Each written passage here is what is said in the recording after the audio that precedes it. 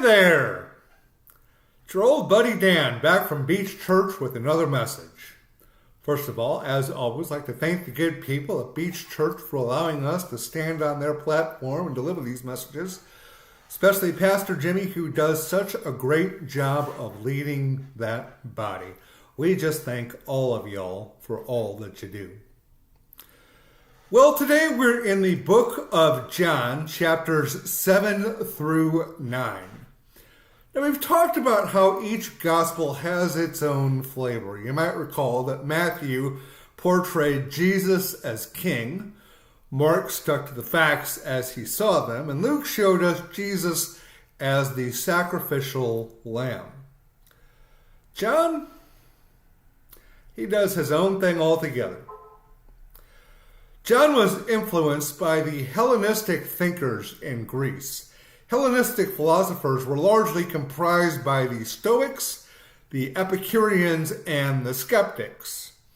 Now, if you're not familiar, Stoics are known for their self-control, and Epicureans advocate a virtuous life rooted in moderation, and Skeptics, as you may be aware, question everything. As I read John, I sense that he is working to convince the skeptics. As chapter 7 opens, Jesus has begun his ministry, having fed the thousands and walking on water, but just recently he taught a pretty hard lesson. Many of his disciples deserted him. Even Jesus' own brothers are now skeptical of Jesus, but there is a big feast, and it seems like an event Jesus might like to attend. And his brothers essentially egg him on, insisting that Jesus needs to work on his public persona.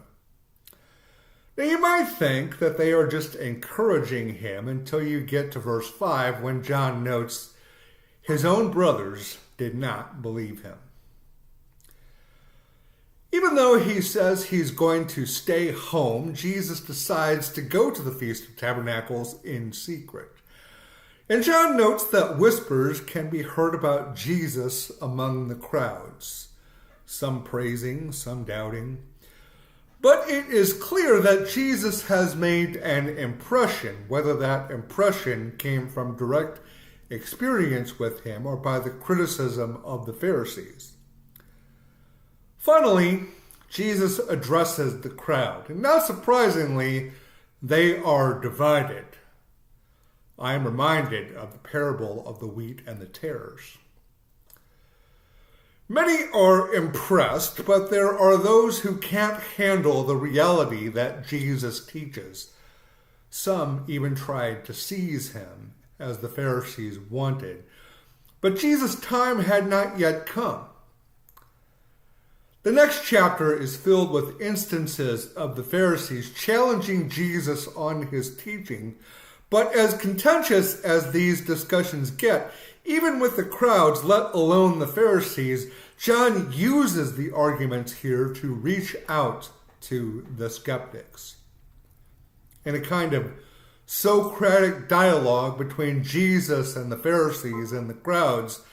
Now, you may focus your attention on Jesus as a hero, speaking truth to power, particularly with the Pharisees, but that misses how John settles many theological questions that have unbelievers doubting. It's here that Jesus mercifully addresses whether he is liar, lunatic, or Lord.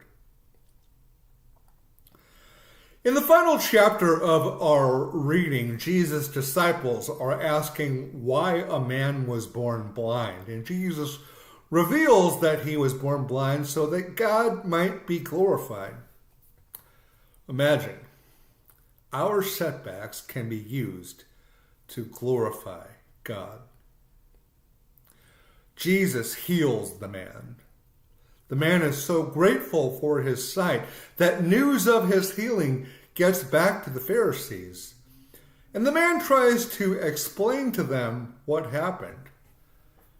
But for acknowledging Jesus' power, they cast him away.